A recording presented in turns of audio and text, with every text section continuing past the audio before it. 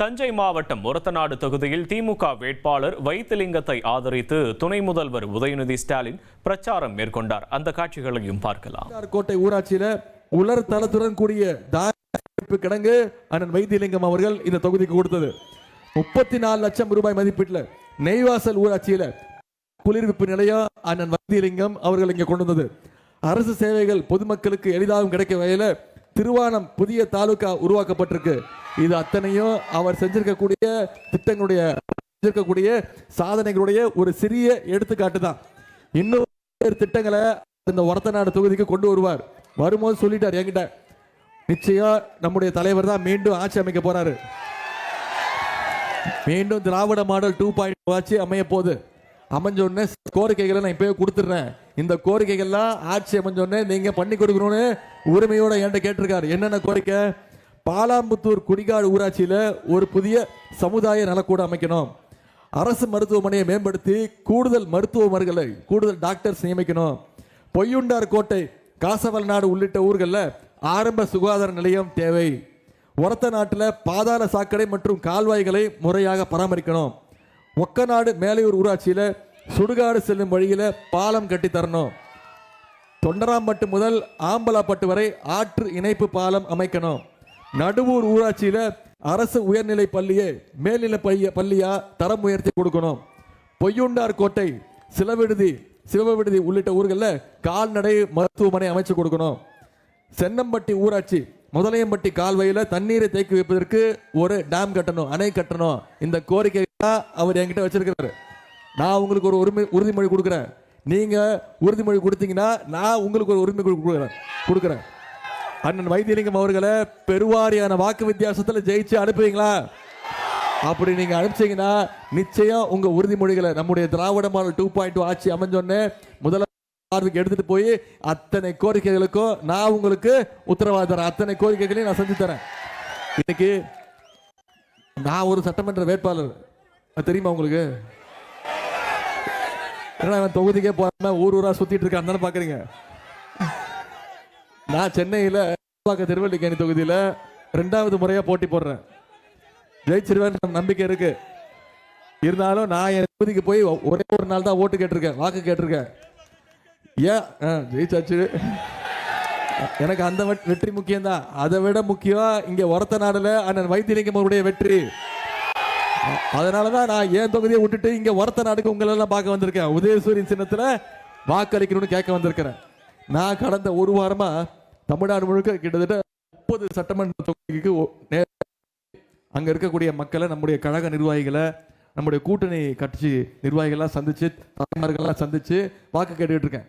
மீண்டும் உதயசூரியனுக்கு வாய்ப்பு கொடுங்க, மீண்டும் நம்முடைய தலைவர் முதலமைச்சர் ஆகணும்னு இந்த பிரச்சாரத்தை மேற்கொண்டு வரேன். அதே மாதிரி நம்முடைய தலைவர் அவர்களும் கடந்த 4 நாட்களா தமிழ்நாடு முழுக்க பிரச்சாரம் பண்ணிட்டு இருக்கிறாரு. மீண்டும் எந்த நம்பிக்கையில மக்களை போய் சந்திக்கிறோம்?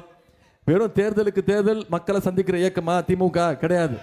என்னைக்குமே மக்களோடு கூட இருக்கக்கூடிய இயக்கம் திராவிட முன்னேற்ற கழகம். அந்த உரிமையோடு சென்ற சட்டமன்ற தேர்தலில் நம்ம கொடுத்த வாக்குறுதியை காப்பாற்றிருக்கிறோம் அப்படிங்கிற அந்த நம்பிக்கையோடு தமிழ்நாட்டில் இருக்கக்கூடிய ஒவ்வொரு குடும்பத்திலும் ஏதாவது ஒரு திட்டம், திராவிட மாடல் ஆட்சியுடைய ஏதாவது ஒரு திட்டம் நிச்சயமா போய் சேர்ந்து வீட்டுக்கு ஒரு பயனாளி நிச்சயம் இருப்பாங்கிற நம்பிக்கையோடு இங்க மக்களை சந்திக்க வந்திருக்கிறோம்.